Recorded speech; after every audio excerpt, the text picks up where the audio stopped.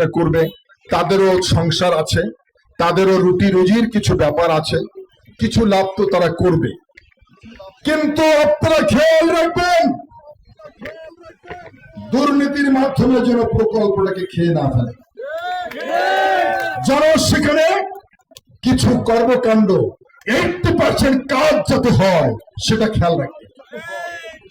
17 বছর এই উন্নয়নের নামে হাজার লক্ষ কোটি টাকা এখানে এসেছে, চোখে দেখেন নাই, আপনারা দেখেন নাই, আপনারা জানেন না।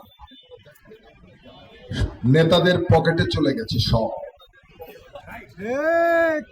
মন্দিরে বরাদ্দ হয়েছে 2 লক্ষ টাকা, নেতারা মন্দিরে যে 2টো ফ্যান দিয়েছে মাত্র, বাকি টাকা খেয়ে ফেলেছে। অসংখ্য নজির আছে, অসংখ্য নজির আছে এখানে উন্নয়নমূলক কর্মকাণ্ডে। 17 বছর বিগত দিনে সরকার যে কর্মকাণ্ড এখানে করেছিল, সত্যিকার অর্থে যদি কাজ হতো, এই এলাকার কোন মসজিদ, মন্দির, কবরস্থান, শ্মশান ঘাট, ঈদগাহ মাঠ পাকা থাকতে বাকি থাকতো না, সবকিছু হয়ে যেত। কিন্তু সব চলে গিয়েছিল নেতাদের পকেটে। একজন নেতা জাকাতের টাকা দিছেন, ভোট কিনেছেন, জাকাতের টাকা দিয়ে ভোট কিনে নেতা হয়েছিলেন এখানে। আজকে এখানে অনেক মানুষ আছেন, আমাকে ভোট দিয়েছেন, মনে করছেন ওনাকে ভোট দিয়েছি। 17 বছর তো যাকে ভোট দিয়েছিলাম বা ভোট দেই নেই, প্রধানমন্ত্রী ছিল, উনি করেছেন, উনি আর কি করবেন? দেখেন, সমাজের কোন মানুষ, সব থেকে গরিব যে মানুষটা সমাজে, সব থেকে খেটে খাওয়া যে মানুষ, দিন আনে দিন খায়, এই মানুষটাও আমাকে ভোট দিয়ে কখনো মনে করে নাই যে SM জিলানী আমাকে প্রতিদিন 2 বেলা বাজার পাঠাবে আমার বাড়িতে। ওই গরিব মানুষটা এটা আমার কাছে প্রত্যাশা করে না। ওই গরিব মানুষটার একটা প্রত্যাশা আছে, ওই গরিব মানুষটার প্রত্যাশা ছিল যাকে ভোট দিলাম তার মাধ্যমে আমার এলাকার উন্নয়ন হোক। সব থেকে গরিব মানুষটা এটা মনে করে যে আমি যাকে ভোট দিলাম সে আমার এলাকার উন্নয়নমূলক কর্মকাণ্ড করুক। ব্যক্তিগতভাবে ওই গরিব মানুষটাও আমার কাছে কিছু খেতে চায় না, সে এলাকার, সে চায় উন্নয়ন বলতে কি বুঝি আমরা, আমার এলাকার স্কুল, কলেজ, মসজিদ, মাদ্রাসা, মন্দির, রাস্তাঘাট, ব্রিজ, কালভার্ট, বেকার ছেলে মেয়েদের কর্মসংস্থানের ব্যবস্থা করা, এটাই তো মানুষ চায়, এটাই তো মানুষ চায়। গরিব মানুষ তো বাজার খেতে চায় না। অতএব আমরা উন্নয়ন করতে চাই।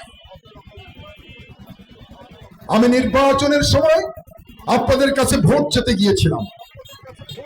আমি আপনাদের কাছে যখন ভোট চাচ্ছিলাম তখন আমি আপনাদেরকে বলেছিলাম যে আমাকে যদি একবার সুযোগ দেন, আপনারা আমাকে যদি একটা ভোট আপনারা দেন, আমি যদি আপনাদের প্রতিনিধি হতে পারি, আমি যতটুকু রাজনীতি করে যতটুকু বুঝি, আগামী দিনে জাতীয়তাবাদী দল ক্ষমতায় যাওয়ার সম্ভাবনা সব থেকে বেশি। এবং বাংলাদেশ জাতীয়তাবাদী দল যদি ক্ষমতায় যায় তাহলে তারেক রহমান প্রধানমন্ত্রী হবেন। আর তারেক রহমান যদি প্রধানমন্ত্রী হয় তাহলে এই এলাকার যে উন্নয়ন কর্মকাণ্ড রয়েছে সেগুলো অব্যাহত থাকবে, আমাদের কাজ করতে সুবিধা হবে। সেজন্য আমাকে একটা ভোট দিয়ে আপনারা, আমাকে ভোটটা দিলে আমি আপনাদের জন্য এই কাজগুলো করব এবং আমি আপনাদের পাশে থাকবো সব সময়। আমি এই কথাগুলো বলেছিলাম না? পাশাপাশি আমি অবাক দৃষ্টিতে লক্ষ্য করেছিলাম, নির্বাচনের ঠিক 4 দিন আগে কিছু মানুষ বিভিন্ন জায়গায় উঠে পড়ে লেগে গেল। তারা একজন প্রার্থীকে ভোট দেওয়ার জন্য বলল। আপনি দেখবেন টুঙ্গিপাড়া খান সাহেব স্কুল, বালাডাঙ্গার স্কুল, কেরালকোপা স্কুল, এখানে একটি মার্কা ফার্স্ট হয়েছে। হ্যাঁ, একটি মার্কা ফার্স্ট হয়েছে। আমি কিন্তু এখানে ফার্স্ট হই নাই, জানেন? এই মার্কাটার নাম বলতে পারবেন? ঘোড়া মার্কার প্রার্থীর নাম বলতে পারবেন? যারা ভোট দিয়েছে তারাও নাম জানে না। এই যে ঘোড়া মার্কার যে লোকটা গোবিন্দ পরামানিক, ওনার বাড়ি কোথায় জানেন? ওনার বাড়ি রাজবাড়ি। ওনার বাড়ি রাজবাড়ি। উনি এখানে আসলেন, উনি ভোটে দাঁড়ালেন স্বতন্ত্র প্রার্থী হিসাবে, এবং এই এলাকার কিছু মানুষ ঘোড়া মার্কায় ভোট দিতে বললেন।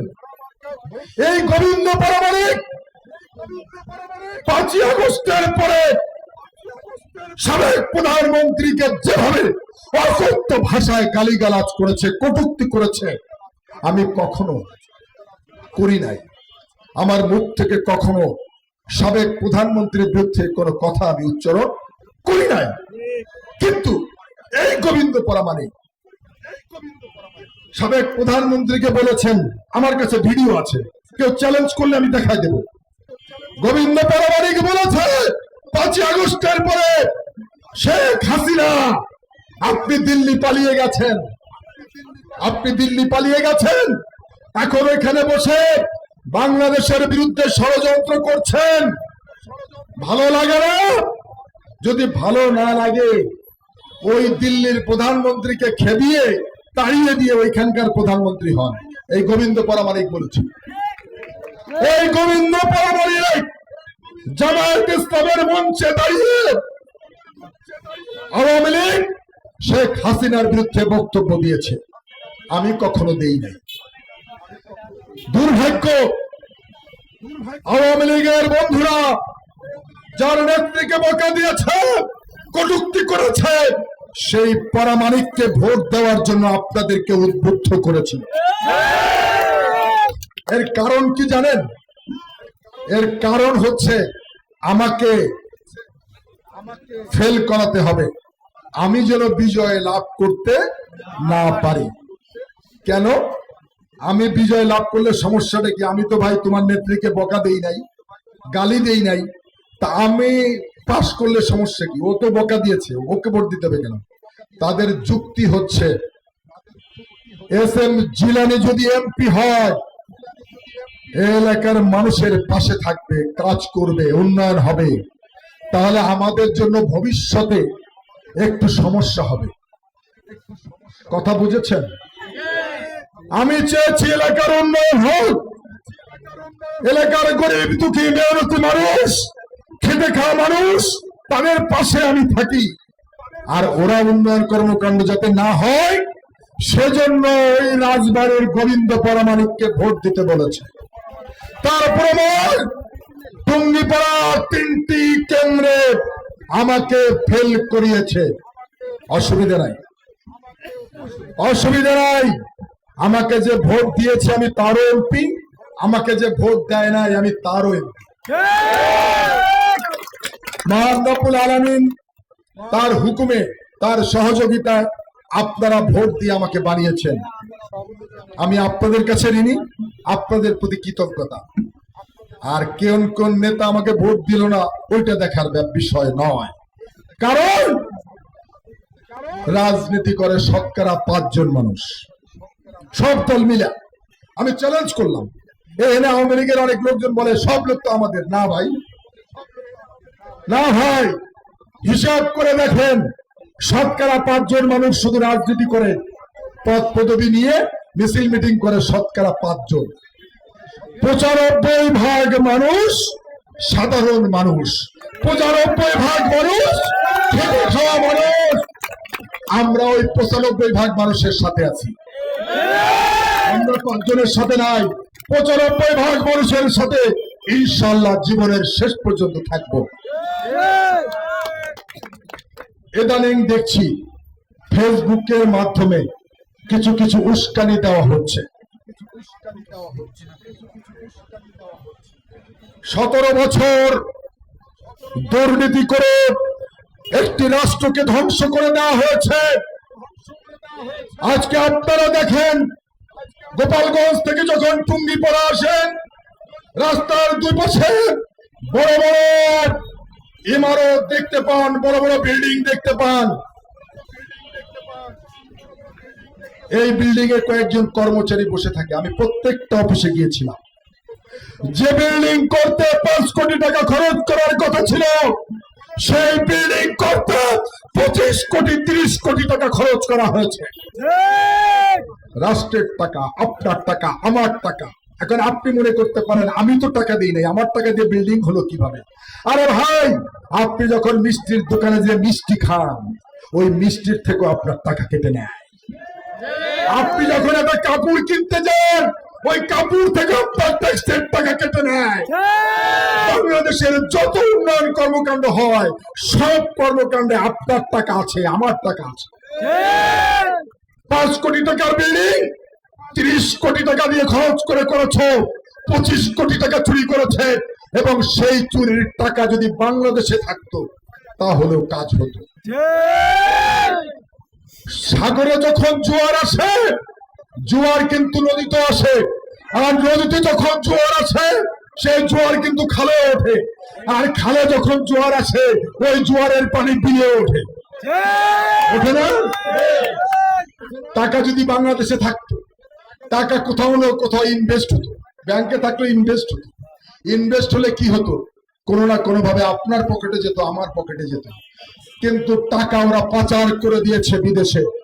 আমার দেশের মানুষের ঘাম ঝরানো অর্থ, আমার দেশের বেকার মানুষ এবং আমার দেশের শ্রমিক বিদেশের মাটিতে অত্যন্ত পরিশ্রম করে যে রুটি রুজি করে যে রেমিটেন্স এই দেশে পাঠায়, আর কিছু সুবিধাভোগী চাটুকার, দালাল, দুর্নীতিবাজ, ওরা সেই টাকাটা এখান থেকে লুট করে বিদেশের মাটিতে পাচার করে দিয়েছে। বন্ধুরা, আজকে দুর্নীতির বিরুদ্ধে 0 টলারেন্স ঘোষণা করা হয়েছে। মাননীয় প্রধানমন্ত্রী বলেছে দুর্নীতিকে 0 টলারেন্স করতে হবে। ইতিমধ্যে দেখেছেন মাননীয় প্রধানমন্ত্রী তার নির্বাচনী প্রতিশ্রুতি দিয়েছিল যে বাংলাদেশের মানুষকে, বিশেষ করে নারীদেরকে আমি ফ্যামিলি কার্ডের আওতায় আনবো। নির্বাচনের হাতের কালি মুছতে না মুছতে উনি সেই প্রকল্প শুরু করে দিয়েছে। ইতিমধ্যে ফ্যামিলি কার্ড বিতরণ শুরু হয়েছে। এই বছরে 41 লক্ষ নারীকে ফ্যামিলি কার্ডের আওতায় আনা হবে। পর্যায়ক্রমে বাংলাদেশের প্রত্যেকটি পরিবারকে ফ্যামিলি কার্ডের আওতায় আনা হবে। প্রত্যেক পরিবার মাসে 2,500 টাকা করে সরকারি অনুদান পাবে। এটা হচ্ছে তারেক রহমানের সিদ্ধান্ত। আগামী জুলাই মাসে টুঙ্গিপাড়া, কোটালীপাড়াতে ফ্যামিলি কার্ড বিতরণ করা হবে। এখানে মা বোনেরা যারা আছেন তাদেরকে সতর্ক করে দিচ্ছি, আমার সাথে সব নেতারা যে খুব ভালো আমি সেটা বলবো না। ভালো মন্দ নিয়েই রাজনীতি করতে হয়। আমার মধ্যে ভালো লোক আছে, খারাপ লোক আছে। ফ্যামিলি কার্ড পাবেন, প্রত্যেকে পাবেন। তবে ফ্যামিলি কার্ডের নাম করে যদি কেউ আপনাদের কাছে অর্থের দাবি করে, কাউকে 1 টাকাও দিবেন না। যদি কেউ যদি আপনাকে, আমার দলের কোন নেতা যদি প্রলোভন দেয় আমি আপনাকে ফ্যামিলি কার্ড দেবো, আমাকে কিছু টাকা দাও, কখনো টাকা দিবেন না। মনে করবেন যে আপনাকে এই প্রলোভন দিল ও প্রতারক, ও ঠক, চোখ বুঝে মনে করবেন ও প্রতারক, ওকে দিবেন না। আমি করব। সরকারি কর্মকর্তারা আছে, আমরা একটা প্রথম পর্যায়ে দেখবো সব থেকে গরিব কোন মানুষটা এই সমাজে, তাকে দিব। তারপরে দেখবো তারপরে কে আছে, এভাবে আমরা পর্যায়ক্রমে সবাইকে দেব। কেউ ফ্যামিলি কার্ডের জন্য কাউকে টাকা দিবেন না। আপনাদেরকে হুঁশিয়ার করে দিলাম, যারা আছেন তারা অন্যদেরকেও বলবেন এই কথাগুলো। ফ্যামিলি কার্ডের ব্যাপারে কেউ কোনো প্রলোভন দিলে প্রলোভনে আপনারা রাজি হবেন না। আপনি ফ্যামিলি কার্ড পাবেন, এটা নিশ্চিত থাকবেন। হয় একদিন পরে, একদিন আগে, এর বাইরে কিছু নয়। সেজন্য আপনারা সবসময় সজাগ থাকবেন। 4 মাসে যে প্রকল্পগুলো হাতে নিয়েছি, ইনশাআল্লাহ দোয়া করবেন।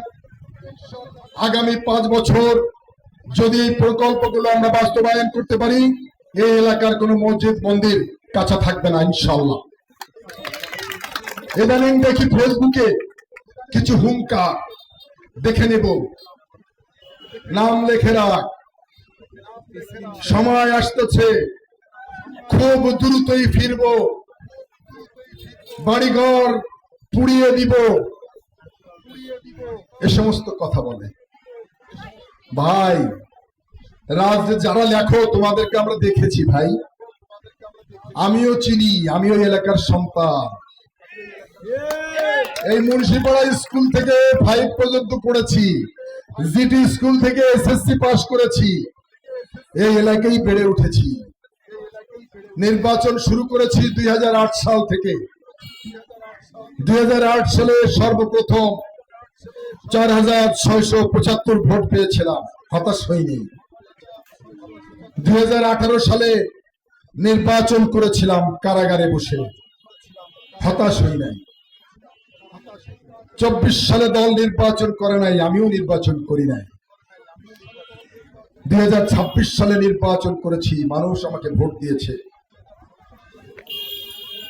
যারা ফেসবুকে লিখছেন, বুকে হাত দিবেন, বিবেকের কাছে প্রশ্ন রাখবেন। এই এলাকার মানুষ জানে কোন পার্লামেন্ট ইলেকশন এই অঞ্চলে ভোট হয়েছে কিনা। মানুষ বড় কথা বলবেন না, মানুষ আপনাদেরকে ভোট দেয় নাই, মানুষকে আপনারা ভোট কেন্দ্রে যেতে দেন নাই। মানুষের ভোট আপনারা জোর করে কেটে একটি প্রতীকে সিল মেরে ওই বাক্সের মধ্যে ঢুকিয়েছেন। আমি চ্যালেঞ্জ করে দিলাম নির্বাচন কমিশনে, যদি মুড়ি বই থাকে, মুড়ি বই পরীক্ষা করবেন, কোন মুড়ি বইতে কোন ভোটারের সিগনেচার পাবেন না। 26 সালের 5ই ফেব্রুয়ারি নির্বাচনে অনেক সুযোগ ছিল, ভোট সিল মেরে বাক্সে ঢুকানোর সুযোগ ছিল। স্পষ্ট ভাবে নির্বাচন আগে বলে দিয়েছিলাম, আমি ভোট কেটে পার্লামেন্টে যেতে চাই না, আমি ব্যালট পেপারে সিল মেরে অবৈধভাবে পার্লামেন্টে যেতে চাই না। মানুষ যদি আমাকে ভালোবেসে ভোট দেয়, পার্লামেন্টে যাব, না হয় যাব না। মনে রাখবেন, 12ই ফেব্রুয়ারির নির্বাচনে এদেশের সাধারণ মানুষ আমাকে ভোট দিয়ে নির্বাচিত করেছে। অতএব এই সাধারণ মানুষকে সাথেই আগামী দিনের পথ চলবো ইনশাল্লাহ। 17 বছর পদ্মা নদী পাড়ি দিয়ে এখানে এসেছি, আমাকে শুধু শুধু মধুমতি নদীর ভয় দেখিয়ে কোনো লাভ নাই। জীবন মৃত্যুর ভয় আমি করি না, ভয় একজনকে করি, সর্বশক্তিমান মহান রব্বুল আলামিন, ওনাকে ভয় করি, ওনাকে ছাড়া কাউকে ভয় করি না। যদি ভয় করতাম আপনাদের সাথে 2008 সালে নির্বাচন করতাম না। হয়তো কি করতে পারেন, মেরে ফেলতে পারেন, মৃত্যু তো সবার আছে। আমি এখানে কথা বলছি, বক্তব্য রাখছি, এই বক্তব্য শেষ করার আগেই মহান রব্বুল আলামিন আমাকে এখান থেকে নিয়ে যেতে পারেন, এটা আমার বিশ্বাস, এটা আমার বিশ্বাস। অতএব ওই ভয় দেখিও লাভ নাই। বাড়ি পোড়াবেন, অসংখ্যবার বাড়ি ভেঙেছেন আমার, হতাশ হই নাই। অসংখ্যবার কারাগারে নিয়েছেন আমাকে, হতাশ হই নাই, কারো পায়েও ধরি নাই। জীবন যুদ্ধ করে এখানে এসেছি এবং আমি আমার জীবনে যে রিস্কটা নিয়েছি, আমি এলাকার সাধারণ মানুষের জন্য নিয়েছি। কারণ এই এলাকার মানুষ, একটি পরিবারের বাইরে কেউ এমপি হবে, আওয়ামী লীগের যত বড় নেতা আপনি হন, আপনি কখনো কল্পনাও করতে পারেননি। কিন্তু বন্ধু, আপনি তো রাজনীতি করেন, আপনারও তো শখ থাকার কথা বন্ধু। আপনি যে হুমকি দিচ্ছেন, আপনি তো নেতা, অনেক বড় নেতা, অনেক ভাবিদের পাও চেটে চেটে নেতা হয়েছেন, বিশেষ ভাবিদের দেবর সেজে ভাবিদের পাও চেটেছেন, অনেক নেতা অনেক নেতার কলিজাও চেটেছেন। আপনারা চেটে চেটে নেতা হয়েছেন, চেটে চেটে নেতা হয়ে এখন আমাদেরকে হুমকি দিচ্ছেন। কিবলা আপনাদের কোন দিকে আমরা জানি, আপনাদের কিবলা কোন দিকে আমরা জানি, কিন্তু আপনাদের উদ্দেশ্য বলি, আপনি রাজনীতি করেন, দোয়া করি আপনি রাজনীতি করে মানুষের কল্যাণে রাজনীতি করে অনেক বড় হন, এক সময়ে যারা রাজনীতি করে তাদের একটা প্রত্যাশা থাকে যে আমি রাজনীতি করব, এক সময় ইউনিয়নের চেয়ারম্যান হব, উপজেলা চেয়ারম্যান হব, আমি এমপি হব, আমি মন্ত্রী হব, আমি প্রধানমন্ত্রী হব। এই প্রত্যাশাটা তো সবার থাকা উচিত। যারা আমরা রাজনীতি করি আমাদের এই প্রত্যাশাটা থাকা উচিত না? কিন্তু আমার ওই বন্ধুদের, আওয়ামী লীগের বন্ধুদের এই প্রত্যাশাটা নাই, আমার মনে হয় নাই। ওরা ভাবির পাশে থেকে রাজনীতি করতে চায়, ওরা ভাবির মনোযোগ আকর্ষণ করে রাজনীতি করতে চায়। কোন ভাবি এবং ভাইকে নজরানা না দিয়ে, দান দক্ষিণা না দিয়ে আওয়ামী লীগের কোন বন্ধু রাজনীতি করতে পারেন আমার মনে হয় না। উপজেলা চেয়ারম্যান হন, ইউনিয়নের চেয়ারম্যান হন, আওয়ামী লীগের বড় বড় পদ দেন, এগুলা নিতে গেলে আপনাদের ভাবিদের নজরানা দিতে হয়েছে আমরা জানি। বিএনপি করতে গেলে কারো নজরানা দিতে হবে না, কাউকে দিতে হবে না। যে কাজটা করে গেলাম, মনে রাখবেন আপনারা, আমি একজন কৃষকের সন্তান। আমার বাবা একজন ফুটবল প্লেয়ার ছিল, একসময় চাকরি করতেন, ছোট চাকরি, লেখাপড়া করতেন না, মেট্রিক পাস করেন না। মেট্রিক পাস যেহেতু ছিল না আমার বাবা কিন্তু বড় চাকরিও ছিল না। পুলিশে চাকরি করছেন, ফায়ার সার্ভিসে চাকরি করছেন। আমার বাবা লাস্টে ইস্ট পাকিস্তান রাইফেলস, এখন বিজিবি যেটা, এটা চাকরি করতেন, ওখানে ফুটবল প্লেয়ার হিসেবে চাকরি করতেন। যুদ্ধের সময় এলাকায় চলে এসেছিলেন আমার বাবা, এসে কৃষিকাজই করতেন। সেই হিসাবে আমি একজন কৃষকের ছেলে। আমি যে কাজটা করে গেলাম এলাকার মানুষের জন্য, সবার জন্য, যে দ্বারটা, যে দরজাটা আমি খুলে গেলাম, এই দরজা দিয়ে অনেক কৃষকের ছেলে, শ্রমিকের ছেলে হুড় করে পার্লামেন্টে চলে যেতে পারবে আগামী দিনে ইনশাআল্লাহ। এই দরজাটা তো আমি খুলে দিয়ে গেলাম বন্ধু তোমাদের জন্য।